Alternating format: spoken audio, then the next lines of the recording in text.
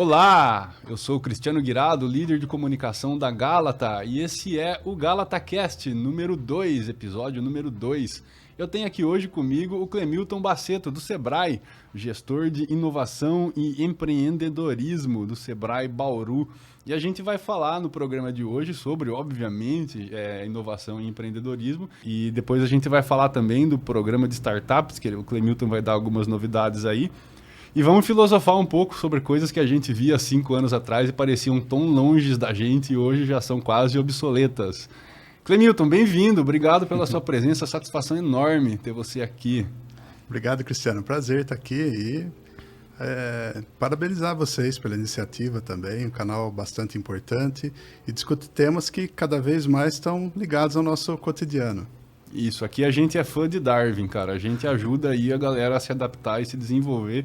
Quem não quiser, mano, pode morrer à vontade, longe da gente, não nos atrapalhe. Troca de estação, né? Vai pra lá, pula timeline aí, vai ver outra coisa. Clemilton, tá fácil a vida no Sebrae lá, cara, nesse pós-pandemia, durante a pandemia? Fala um pouco pra gente aí. Olha, sabe que eu costumo dizer que é uma atividade nobre que a gente acaba exercendo lá no Sebrae, porque a gente ganha ainda para poder ajudar os outros, né? Para conseguir proporcionar uma situação melhor para as pessoas, para ajudar os empresários nos seus negócios, para dar ideias, para mostrar alternativas e principalmente num momento como esse, né? Que nós estamos praticamente saindo dessa pandemia, temos muito para enfrentar ainda, mas o Sebrae sempre atuando ali, mudou muitas coisas agora nesse período de pandemia para facilitar o acesso do empresário também, colocou gratuidade na maioria dos seus serviços ali, e colocando à disposição do empresário e está do lado, de fato, do empresário nesse momento para a recuperação, né? Vamos voltar um pouquinho ali em março de 2020 para você explicar para a gente como é que foi esse impacto, né? Que acabou pegando todo mundo de surpresa, Bauru fechou uns 10 dias antes do resto do país, enfim. Como é que foi lá no Sebrae isso? Opa, vamos ter que mudar muito a nossa forma de atendimento. Como é que foi? Você lembra desses dias, dessas decisões? Eu lembro o exato momento e onde eu estava. Estava numa consultoria, num restaurante, falando com os empresários ali e a situação era a seguinte. Existia já um movimento na mídia, toda a preocupação, todo o problema que estava sendo enfrentado, né? Mas não havia ali ainda uma noção clara do que estava por vir. E o empresário, naquele momento, ele falou, olha, o meu maior faturamento aqui, 80%, são nos finais de semana, de sexta e sábado. E falou, e o meu movimento no último final de semana, com tudo o que estava sendo veiculado na mídia, já tinha caído praticamente 90%. Aí a gente está falando do dia 13 de março. Legal. O finalzinho ali, 13 de março. Antes do anúncio ali, né? E a preocupação, o que vai acontecer agora? Não existia nenhum anúncio ainda de restrição de movimento das atividades. Eu lembro que eu acabei de entrar no carro, saindo dessa consultoria, eu recebi a ligação. Olha, vai para casa, só vai trabalhar em home office agora, vamos aguardar as próximas orientações para ver de que forma que vamos atuar a partir de agora. E o Sebrae fechou nesse momento, continuou atendendo remotamente, com os contatos que nós tínhamos, com as agendas que tínhamos, mas de forma remota. E ali mostrou muito como que estava aquele momento, né? E esses primeiros 15, 20 dias foram assim de uma certa preocupação em como vamos ajudar nesse momento, numa situação única, tentando fazer com que o empresário percebesse uma necessidade de mudança urgente, até para suprir a perda que já estava vindo desde os anúncios iniciais, né, da pandemia. E o que nós percebemos nesse momento, né, é que muitos empresários, por medo, se retraíram, né, outros já encerraram, outros achavam que depois de 15, 20 dias já ia voltar ao normal. Mas a reação daqueles que ousaram, principalmente no começo, e que por mais simples que possa parecer uma mudança ali naquele momento, foi o que salvou muitos deles. Outros, infelizmente, não conseguiram permanecer no mercado, né? Legal. Conta aqui em off, cá entre nós, ninguém tá vendo. Como é que foi? Você já tinha afinidade com home office, cara? Home office é um negócio potencialmente desafiador, né? E como é que foi esse impacto dentro da equipe do Sebrae lá? Eu acho Muita gente tomando Rivotril ou não? Olha, acho que vem tudo, né, ao mesmo tempo, né? Eu sempre fui uma pessoa ativa, sempre trabalhei os 3 períodos, né? Além do Sebrae, eu sou professor universitário, então a vida não tinha tanta parada assim. E aí, de repente, você vai parar, vai ficar sentado numa cadeira e tudo em frente ao computador. Eu confesso que foi traumático ali no começo, a gente fica procurando, às vezes, completar aquele tempo que a gente perdia no trânsito, muitas vezes, na locomoção, em preparar alguma coisa, e tudo ali à mão, né, na frente do computador. Então, sentar ali na cadeira às 8 da manhã e sair 11 da noite, né, completando os 3 períodos, é desafiador, né? E na maioria, nesse período, principalmente no começo, a carga emocional das pessoas que falam com você também, você acaba absorvendo, porque não tem como, por mais profissional que seja, você não se envolver com a situação que a pessoa está passando, né? Então, em muitos momentos ali, o Rivotril ajudou bastante, e não só o Rivotril, a gente faz uso de outros mecanismos aí, sai dar uma caminhada, dar uma volta de moto, né? Como eu não fumo, né? Então, às vezes exagera um pouquinho na bebida ali, né? Na cervejinha, final de tarde ou final de noite. Você faz parte você faz parte da galera que enlouqueceu, então. Tenho certeza que muita gente lá vibrou. Ah, home office! Mas o volume de trabalho muito maior. Eu com certeza atendi muito mais pessoas nesse período do que no período, vamos dizer, pleno, assim, do Sebrae mesmo, porque tem a questão da locomoção, né? Entre o cliente e o outro, você acabava perdendo 15, 20, meia hora, minutos, né? E no online, você desconectou aqui, conecta logo em seguida, né? Muitas vezes você nem tem tempo para tomar uma água, fazer um intervalo, que é importante, né? Muitos colegas desenvolveram algumas doenças em função dessa paralisia, né, corporal, vamos dizer assim, né? E o corpo sente, não tem como, né? Mas você sabe que o Sebrae tem acompanhamento com vários tipos de negócio, né? Um dos segmentos que menos perdeu, quer dizer, o segmento que menos perdeu durante a pandemia, você sabe, imagina qual foi ou não? Seguro? Pet shop. Pet shop. Pet shop. As pessoas começaram a ficar mais em casa, começaram a cuidar mais, além da casa, mais do cachorro, né? Por isso que houve muito movimento da construção civil também, em reforma, decoração. Mas começou a dar atenção para o seu pet. Então, vou dar um banho mais vezes nele, vou cuidar mais da alimentação, vou levar para passear. E isso trouxe um problema de ansiedade para os pets também. Então, surgiu aquele cuidado com a saúde mental do seu pet também, nesse período. Porque ele não está acostumado com o dono dentro de casa, saía de manhã, voltava à noite, né? E o contrário também começou a acontecer quando começou a voltar ao normal. Sai do home office e o gato começou a se sentir sozinho. Ficar deprimido. Então taca Rivotril nos animais também, né? Eu vi uma matéria logo no começo da pandemia que falava justamente sobre isso, que os animais não aguentavam mais os humanos em casa. E eu sempre falei, né, cara, a culpa disso tudo é o Noé, velho. Era pra ter posto só os bichos na arca, não era pra pôr gente junto. Mas sabe que numa dessa, né, aconteceu uma situação até preocupante em casa.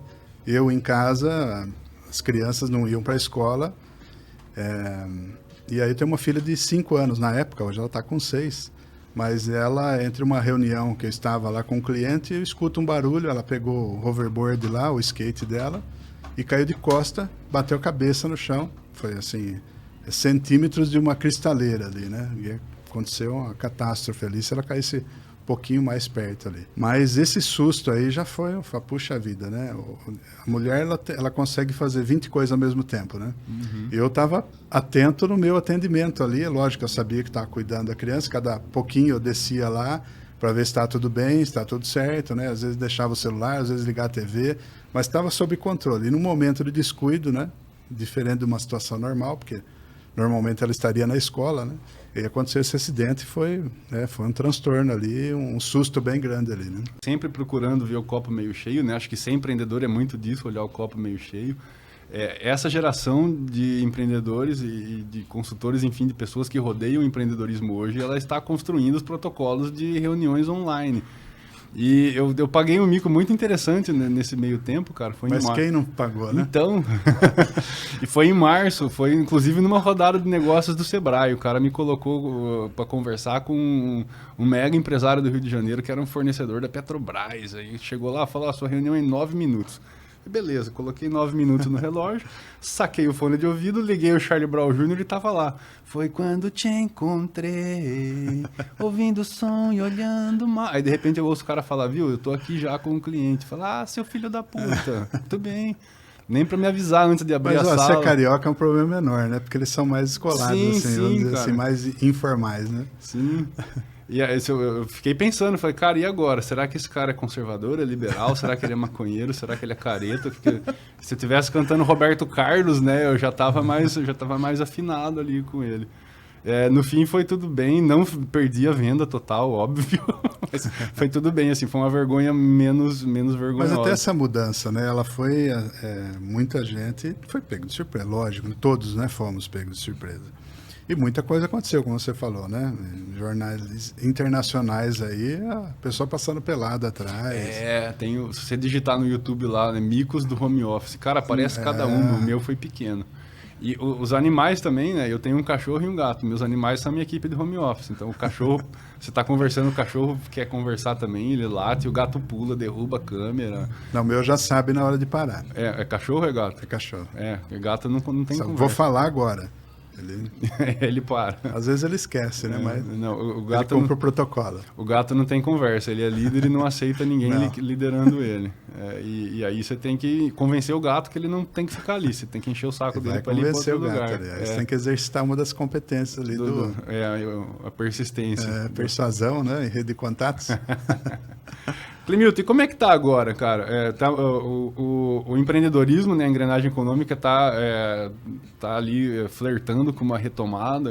É claro que eu sou bem São Tomé, eu só acredito vendo. Eu vi hoje, inclusive, antes de vir para cá. Galera, esse programa está sendo gravado no dia 18 de agosto, uma quarta-feira.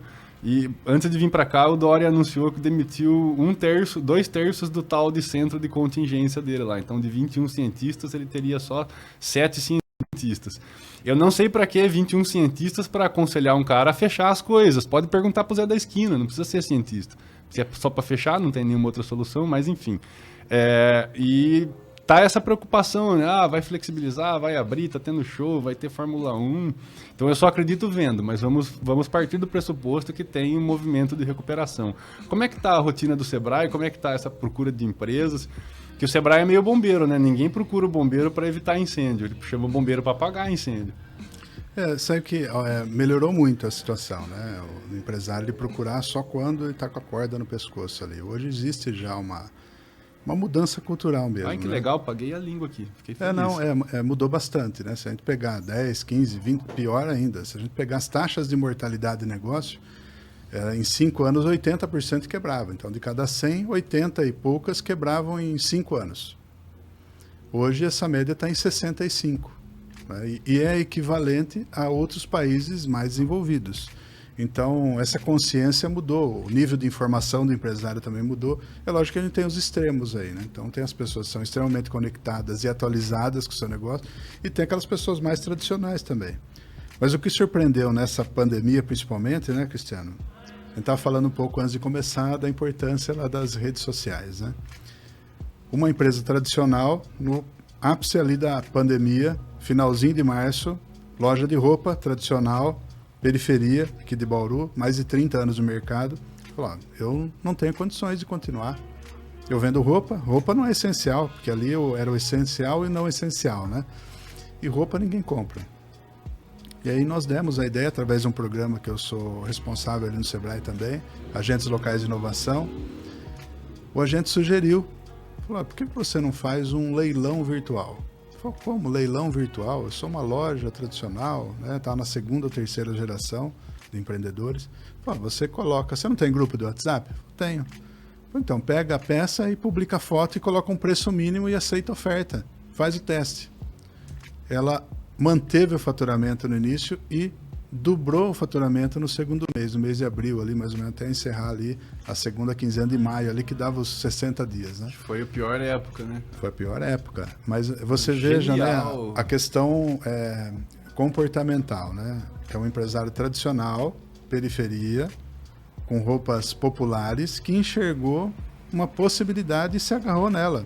E foi ali que ela fez um momento de virada dela, né? Então, é isso que eu digo, né? As pessoas estão mais abertas hoje.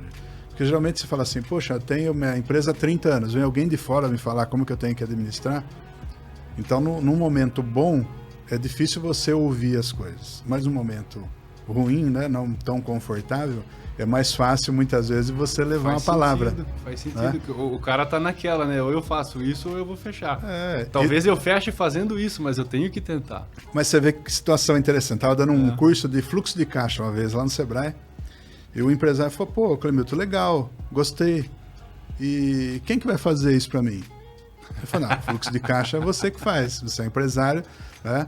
E você fala, mas se eu fizer isso, eu não faço mais nada, eu não vendo, né? Eu não vou atender o cliente. Eu falei, então você tem que arrumar um tempinho para, no mínimo, fazer isso. Você não precisa fazer todo operacional, mas a gestão estratégica ali do seu caixa é você que tem que fazer. Então, essa mudança que veio acontecendo, né? Falta muito ainda, lógico, né? Mas é uma mudança cultural mesmo, né? E veio para ficar, né? Veio para ficar cada vez mais, né? Então, o nível de consciência de informação que o empresário chega no Sebrae já é diferente de... Eu estou há 25 anos no Sebrae. O Sebrae passou por muitas mudanças.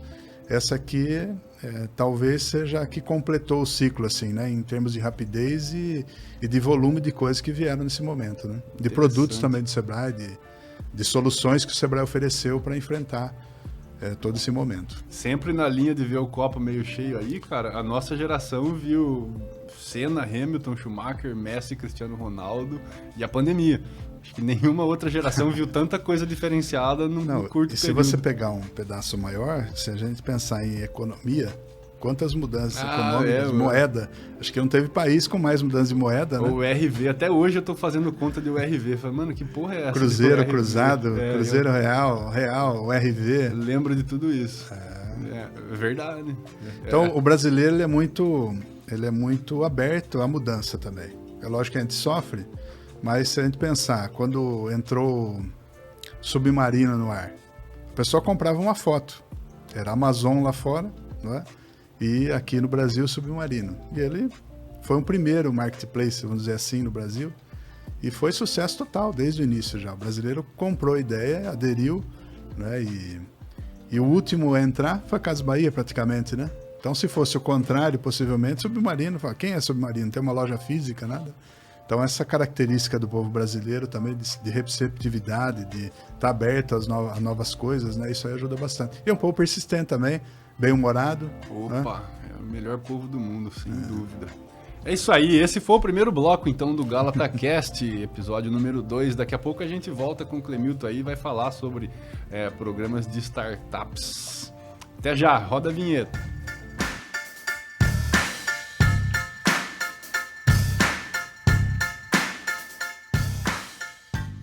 Olá, de volta aqui com o GalataCast, episódio número 2. Nesse segundo bloco a gente vai falar um pouco sobre startup, tecnologia e esses paranauê aqui, mas óbvio, a gente vai falar sobre a origem de tudo isso, que é o empreendedorismo, o pensamento empreendedor. Clemilton, você tem lá no Sebrae a dificuldade de explicar para o cara que o empresário não é empreendedor, o empreendedor não é empresário e vice-versa. Aliás, cara, eu consegui isolar ali nas empresas que eu tive contato ao longo da vida vários casos de empreendedores que contrataram empresários e agora eu estou vendo o contrário, estou vendo empresários contratando empreendedores para poder fazer coisas diferentes. É interessante isso, né? Porque existem, teoricamente ali, na prática, né, dois tipos de empreendedor. Aquele que empreende por necessidade e aquele que empreende por oportunidade. Necessidade é aquele que quer completar a renda, é aquele que perdeu o emprego e vai procurar algo para fazer ali para suprir essa falta que o emprego trazia de estabilidade, e aquele que enxerga uma oportunidade que vai estrategicamente ver de que forma que ele consegue explorar da melhor forma possível. É igual a religião, ou vai pelo amor ou vai pela dor. É mais ou menos isso, né? Mas existem características que a pessoa pode desenvolver ao longo do caminho, né? Então ele não pode, às vezes ele faz muito bem uma coxinha. Tecnicamente é perfeita a coxinha, mas ele não sabe trabalhar o preço de venda da coxinha, ele não sabe como fazer uma negociação com o cliente ou com o fornecedor. E aí entram essas características do empreendedor para que ele consiga desenvolver essas habilidades para melhorar o seu próprio negócio ali, né? E o que a gente percebe, né? Tem um explorador inglês, acho que foi em 1913 isso daí, o Shackleton. Ele queria fazer uma expedição para a Antártida, acho que foi a terceira ou quarta tentativa, ele publicou no jornal em 1913, lá em Londres, que ele estava procurando homens para uma viagem perigosa, com frio intenso, longos meses de completa escuridão, retorno duvidoso, né, com salários baixos, mas, e o finalzinho assim, 2 palavrinhas, que é isso que acho que é a chavinha do empreendedor. Ele falava assim, honra e reconhecimento em caso de sucesso. Então, se nós chegarmos, não morrermos no caminho, esse é o risco, né, que se corre ao empreender. Pode dar errado? A maior chance é dar errado. Então, a média que a gente tem lá não é uma média geral assim, mas a pessoa às vezes consegue quebrar 4 ou 5 vezes para dar certo em uma. Tem vezes que a pessoa consegue dar certo ali na primeira. Que no fim é uma só que você tem que acertar, mas né, muito cara? muito acontece porque as causas de mortalidade da empresa, né, é deficiência em gestão, falta de planejamento prévio e comportamento empreendedor. As 3 principais causas de mortalidade das empresas. Então, essas 3 causas são originadas por quem? É culpa do negócio ou culpa do empreendedor? Falta de planejamento, conhecimento do próprio negócio ali, não é isso? Gestão empresarial e comportamento empreendedor. Planejamento prévio. E aí, é mais fácil você pegar um empreendedor e transformar ele num empresário, ensinar habilidades de empresário para ele, ou é mais fácil o contrário, pegar um cara que é empresário? Depende da situação, né? Tem um investidor que ele fala assim, ó, eu olho mais o jockey do que o cavalo. Porque se o cavalo for bom e o jockey não souber conduzir, então não adianta nada. Então a comparação com o empreendedor também é equivalente. Se o empreendedor tem aquele brilho no olho, tem aquela vontade, tem um propósito ali com o negócio, muitas vezes ele consegue desenvolver o pior negócio possível ali, consegue tirar uma limonada daquele monte de limão ali, né? A empresa ela tem que viver sem o empresário. E muitas vezes o empresário atrapalha a empresa. No bom sentido, né? Na vontade de fazer, ele acaba sendo o empregado mais importante da empresa. Tudo está concentrado nele. Essa característica, né, de envolvimento, de querer fazer tudo, né, é que muitas vezes a pessoa vê como um filho. É difícil você falar para o pai que o filho é feio, né? Muitas vezes ele não vai achar, por mais que seja. Ele confia naquilo, inscreve em concurso de beleza, não é isso? E aí ele vai descobrir pelo jeito mais difícil que o filho é feio, ou que a empresa não está daquele jeito que ele imagina. Então é muito delicado você, às vezes, falar para o pai que o filho é feio, né? Que o sonho dele precisa ser melhorado, que a empresa não está tão bem assim, precisa ajustar ali as despesas para reduzir custo, melhorar a eficiência. E o grande problema das empresas brasileiras hoje, de forma geral, se a gente pegar, comparando com o mundo, o Brasil ele tem 99% são micro e pequenas empresas. Então quer dizer que só 1% são médias e grandes empresas, né? E esse número é repetido na maioria dos países mais desenvolvidos também. Qual que é a diferença da empresa brasileira da empresa num país desenvolvido, numa micro e pequena empresa? É que ela tem uma produtividade média por funcionário melhor. A produtividade dela é mais efetiva. Ela consegue desperdiçar menos. Ah, mas é a carga tributária do brasileiro? Falo, da Inglaterra também é, da Itália também é. É uma carga tributária excessiva. E como que eles conseguem ser mais produtivos? Melhorando o nível de gestão, de eficiência, de planejamento, né? Conhecendo melhor o seu ramo de atividade, trabalhando questões de qualidade e exigindo eficiência também. A startup ela vem com os mesmos problemas da empresa comum ou ela tem problemas diferentes? Sim, alguns até mais graves, né? Porque a rapidez que uma startup tem que se desenvolver, ela é muito mais veloz do que uma empresa tradicional. Porque a ideia da startup é ela trabalhar a tecnologia até para ela ter um poder de escala, e o problema que ela resolve aqui em Bauru, ela resolve no resto do mundo também. Então, por isso que ela tem que ser prática, simples, né? Até tem uma frase da Vinci que fala, né? A simplicidade é o máximo grau da sofisticação. Então, as coisas simples não precisam ser complexas para serem resolvidas. Então, se você identificar ali aquele problema que você resolve de fato de uma forma simples, porque todo mundo está cansado de coisas complexas, coisas difíceis, né? A gente quer simplificar a nossa vida. Então, se o empreendedor ele consegue enxergar isso, já é um grande passo. O outro passo é o comportamento, né? De uma startup, ele tem que corrigir rápido, porque os problemas não ficam esperando para serem resolvidos. Então, se a pessoa ela compra um produto, ela não compra porque ele é mais bonito, porque ele está na moda. Em geral, é para resolver um problema que ela tem.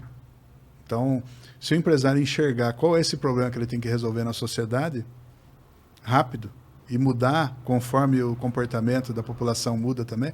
Situações de pandemia, né? Mostraram isso. A gente tem que agir rápido.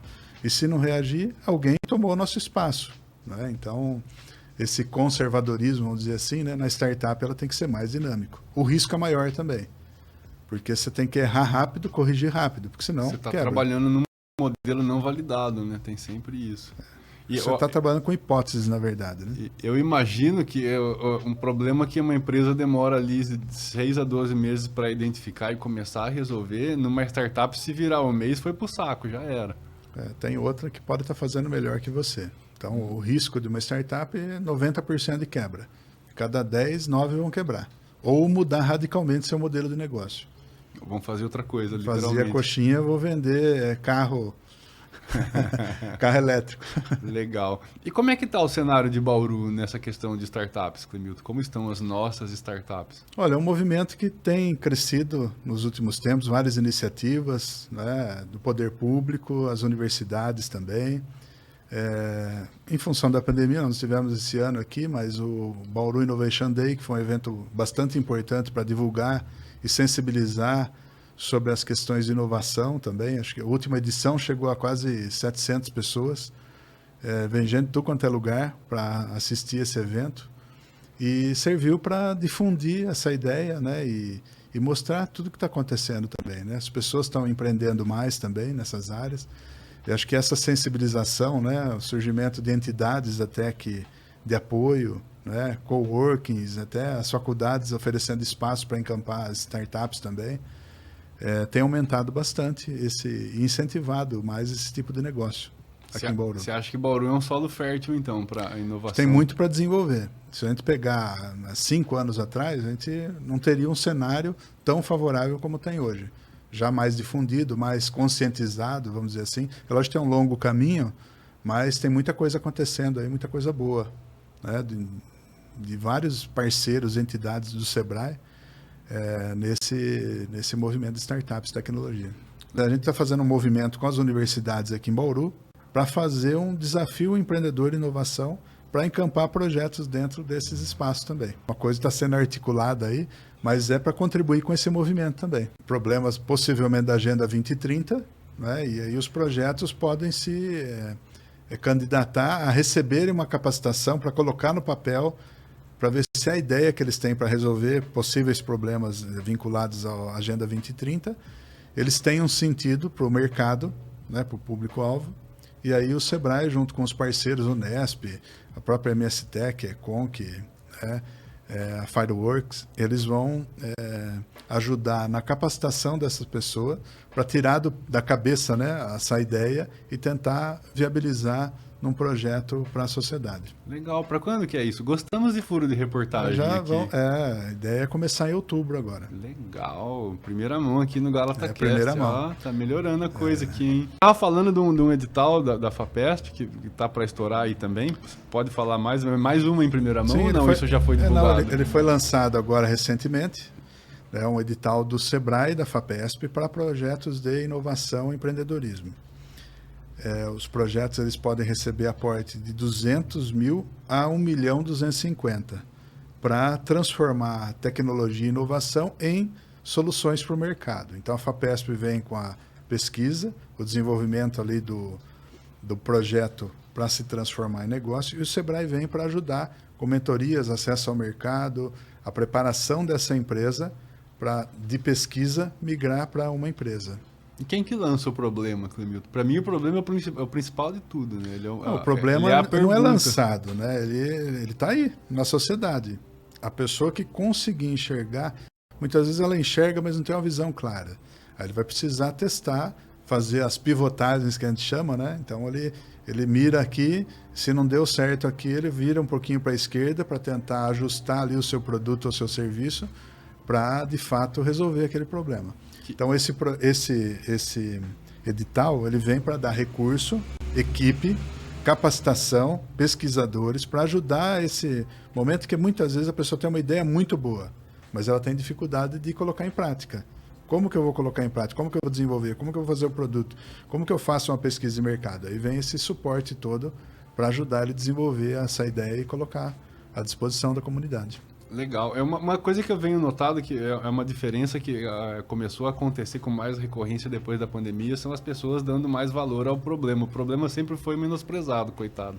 É tratado como coisa ruim. A gente fala que tem que ser apaixonado pelo problema. Exatamente. Se eu depositar 100 mil reais na sua conta agora, você tem um problema. Tem ou não tem? Como é que você vai gastar 100 conto? Tá acostumado a gastar 100 conto? Pode ser a solução ali. Então, ainda assim é um problema. Até você decidir o que fazer com aquilo. Mas na dúvida, tira rápido o dinheiro e coloca em outro lugar. Tá vendo? Você já tá com o problema muito pivotado já. E eu vejo muitas pessoas, muitos setores, algumas coisas que a pandemia própria causou, que é tão novo que não se consegue nem enxergar o problema. Por exemplo, nós estamos aqui há 19 meses com equipes remotas, equipes híbridas, e as empresas sentem sentem queda de produtividade, sentem problemas de liderança de equipes remotas, sentem N efeitos de não ter mais todas as equipes, todas as pessoas num lugar só. Sentem também algumas qualidades, algumas vantagens, mas elas não são suficientes para cobrir os problemas que isso causa. E eu participei de um seminário acho que foi do Biofficeless, eu não lembro de quem que foi exatamente. E se discutiu-se uma semana para se concluir que o problema era você não ter mais um ambiente de reunião informal dos seus colaboradores, que não seja para falar de trabalho, você não tem mais o cafezinho.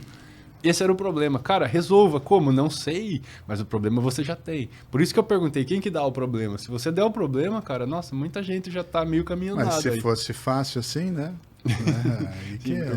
Ninguém pediu micro-ondas. Metade da solução é saber qual é o problema. Quem pediu o iPod lá pro Steve Jobs? O cara que foi, falando, tem que ser alguma coisa na palma da mão, tem que ser prático, né? Cabe ao empreendedor também conseguir enxergar problema e ser apaixonado pelo problema no sentido de ver de que forma que ele consegue resolver da melhor forma possível. Agora, esses são problemas que surgiram agora. Antes da pandemia, eram outros problemas e o dilema era o mesmo. Então, a característica do empreendedor é resolver problema também.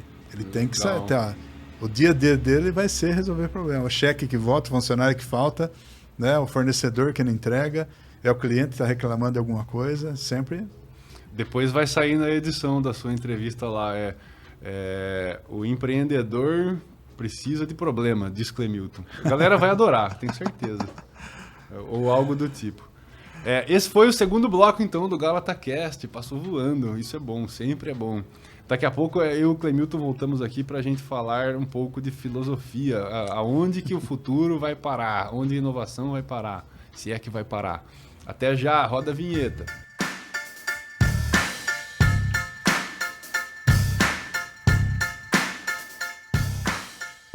Terceiro e último bloco do GalataCast, episódio número 2. Conosco hoje, aqui nos estúdios da Emover Filmes, Clemilton Basseto, diretor de Inovação e Empreendedorismo do Sebrae Bauru. O Clemilton é autor desse livro aqui, Redes de Conhecimento, um livro lá de 2013, que eu tive a oportunidade de ler logo ali no lançamento, e eu falava, cara, que lindo isso, né? Essa história de redes de conhecimento, as pessoas acessando ali a fonte e alimentando, e as outras pessoas colhendo e retroalimentando e gerando mais conhecimentos. Num futuro muito distante, essa história de redes de conhecimento vai ser um negócio legal, né, cara? Clemilton, não deu 10 anos, cara, e quem não tem rede de conhecimento hoje é como um carro que não tem pneu. Cara, por que é rápido assim, velho? Então, né, Cristiano, até uma coisa interessante, né? Foi uma circunstância ali, um tema que eu sempre gostei ali, trabalhando em empresa, né? A gente chama de redes de conhecimento, mas dentro de uma organização a gente chama de rádio peão, vamos dizer assim, né?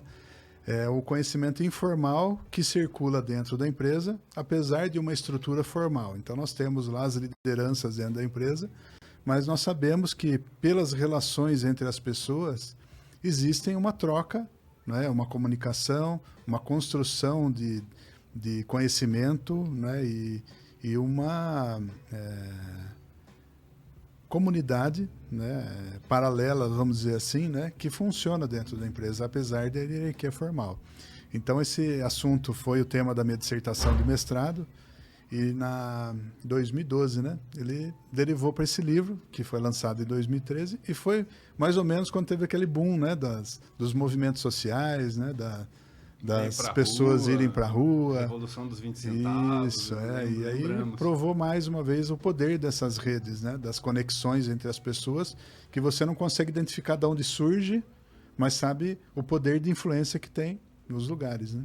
O que te levou a estudar isso, Clemilton? Você percebia já conhecimento sendo perdido dentro das empresas por não ter um receptáculo para esse conhecimento informal?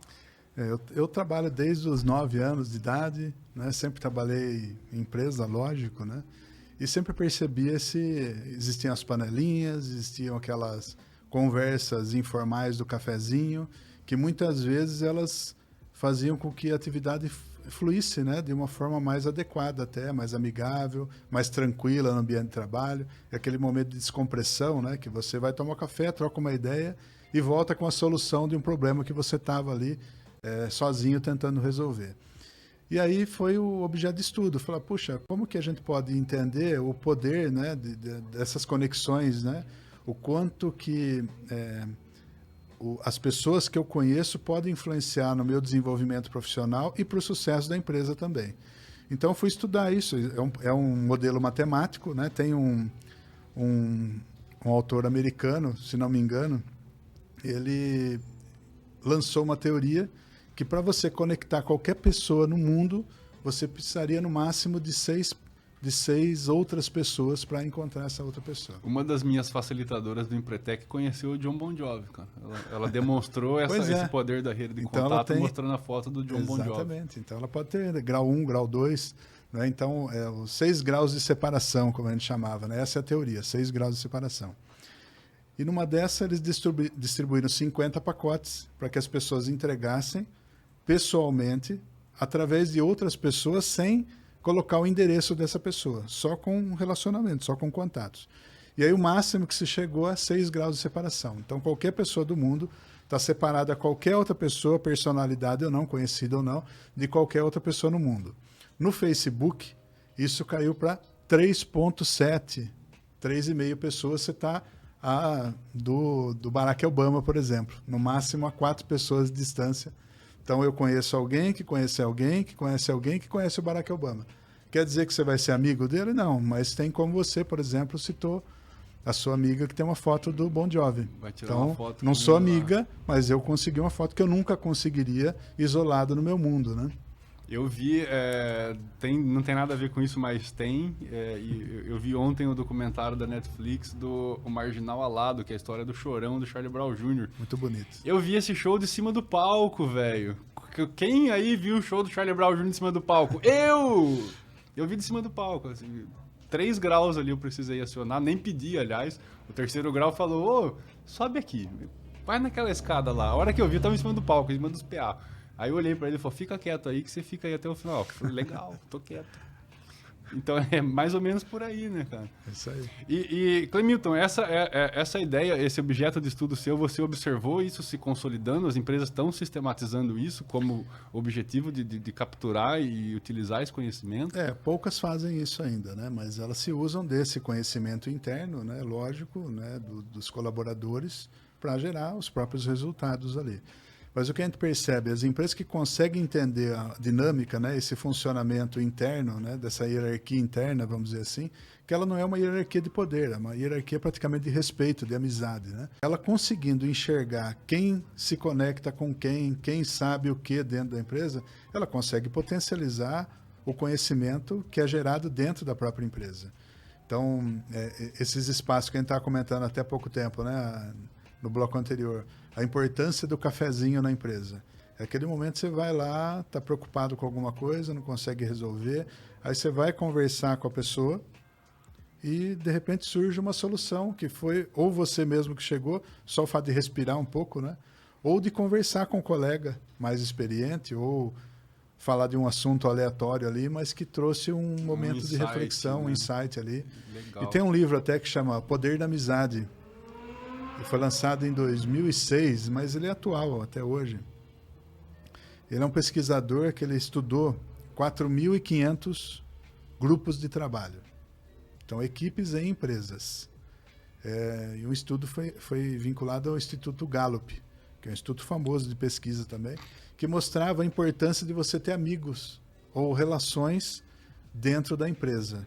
O quanto que isso trazia de benefício para você profissionalmente, para se sentir bem, se sentir pertencente a um local, para fazer melhor aquilo que você gosta, se sentir ouvido dentro da empresa, sentir que o que você fala tem sentido para as pessoas. Então, você não está sozinho, isolado numa ilha. Então, dentro de uma empresa, muitas vezes você passa mais tempo com o colega de trabalho do que com a própria família. Então, você fica lá 8, 10 horas, aí você vai, às vezes está cansado, janta, vai lá, dorme, né? Você fica mais tempo acordado, vamos dizer assim, com o colega de trabalho. Então, daí a curiosidade, né? Entender melhor, e foi transformado nessa dissertação, né? Que depois virou o livro. Né? Acredita que as observações desses conceitos, elas deram, de certa forma, origem aos padrões de liderança que a gente tem hoje? Ou, pelo menos, alimentaram, né, esses padrões de liderança, que é o líder pelo respeito, o líder pelo respeito, não, pelo exemplo, é o líder admirado, né, não mais o líder temido?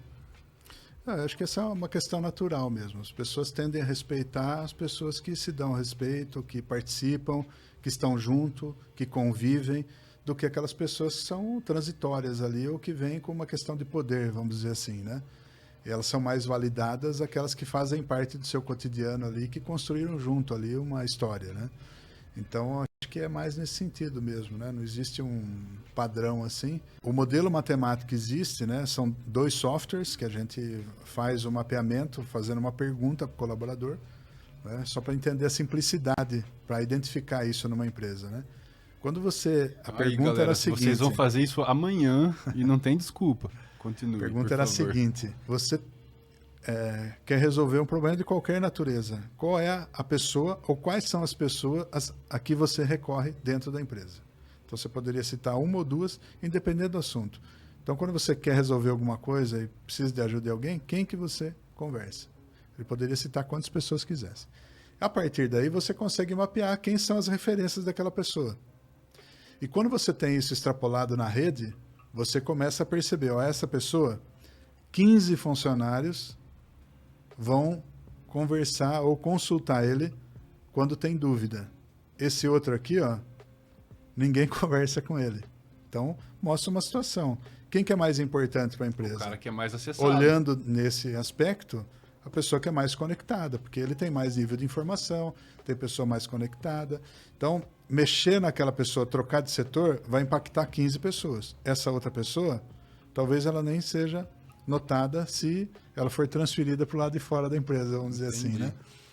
Então, é um software livre, né? Chama UCNet e o NetDraw. O UCNet, ele faz o mapeamento, né? Você transforma numa planilha eletrônica, no Excel, no português, claro, né?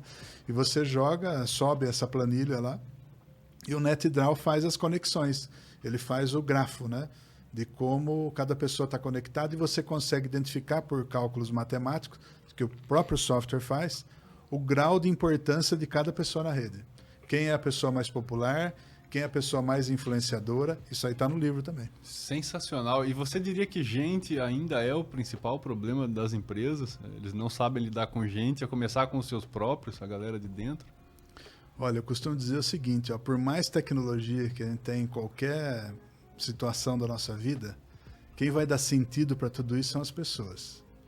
Então, a liderança, as pessoas que não conseguem lidar com pessoas, pode ter o melhor software, pode ter o melhor equipamento, melhor currículo, que ele vai ficar... Ele está falando de um tipo específico de profissional, que é mais focado, né? Uhum. Se ele não conviver com outras pessoas, o mundo dele é muito pequeno, né? Hoje, principalmente hoje em dia, né? Vai ser totalmente descartável.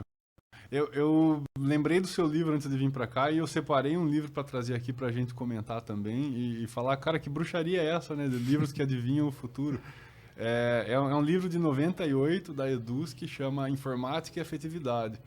Eu li esse livro no primeiro ano do curso de jornalismo dele, falando das comunicações humanas, e esse livro falava que em breve, muito em breve, o ser humano ia ter um aparelho acoplado ao corpo, anexo ao corpo, que ia gerenciar todas as suas conexões tecnológicas, seus contatos, as suas agendas, ia armazenar todas as suas conversas, enfim, a sua vida ia estar nesse aparelho. E eu li aquilo e falei, Cara, que droga será que esses caras usam, velho? Da onde que eles tiram essas coisas? E eis que 15 anos depois, temos essa porcaria aqui, que faz exatamente o que o livro falava. O livro só não falou que seria um celular, né? Que já existiam na época os celulares. E eu vejo muito essa história de rede de conhecimento como um novo celular, Clemilton. A empresa está perdendo dinheiro, ela tem um potencial ali, ela pode ter muito conhecimento e monetizar esse conhecimento, e se não trabalhar em cima disso, ela está perdendo dinheiro. Sem dúvida, você pegar o filme, né, o 2001, Uma Odisseia no Espaço, o que eles falavam parecia um negócio utópico, principalmente quando ele foi lançado. Em 67, se não me engano. Se não me engano foi. E aí, hoje, é uma coisa trivial ali o que eles fazem, né, e era utópico. E o celular, né, ele aposentou um dos equipamentos mais... relógio de pulso, lanterna, calculadora, máquina fotográfica. Então, um celular tem 4, 5 câmeras, não sei para que tudo isso, mas tem, né? Então, isso é questão do empreendedor também, né? De identificar produtos e serviços que vão causar obsolescência de outros produtos sem ser diretamente relacionado àquilo. O objetivo do celular era fazer ligação. Hoje, talvez seja um dos... que menos faz a ligação. Dos menos importantes ali do aparelho, lógico, então, para a maioria das pessoas. Vamos melhorar uma frase aqui para a gente pôr na sua chamada, o objetivo do empreendedor é causar problema, que é isso que... Tem um amigo meu, que ele é um professor de matemática de Curitiba, que ele fala que o smartphone resolve uma centena de problemas que não existiam antes de existir o smartphone, e é mais ou menos isso mesmo.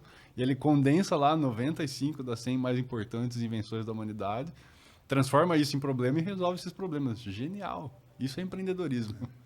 A gente fala, né? Tem que ser apaixonado pelo problema. Legal. Clemilton Basseto, muito obrigado pela sua participação. Foi um papo muito gostoso, muito legal ter você aqui. E espero que tenha sido divertido para você como foi para a gente. Foi sim, passou rapidinho, né? Passou a gente rapidinho. Olhar, puxa, mas tudo isso já que a gente está aqui, né? Foi muito gostoso. Parabéns pela condição aí também, viu, Cristiano? E vocês também, obrigado ali. Espero que tenha sido divertido para vocês, como foi para mim. E esse foi o episódio número 2 do GalataCast, o podcast da Gálata. Até a próxima!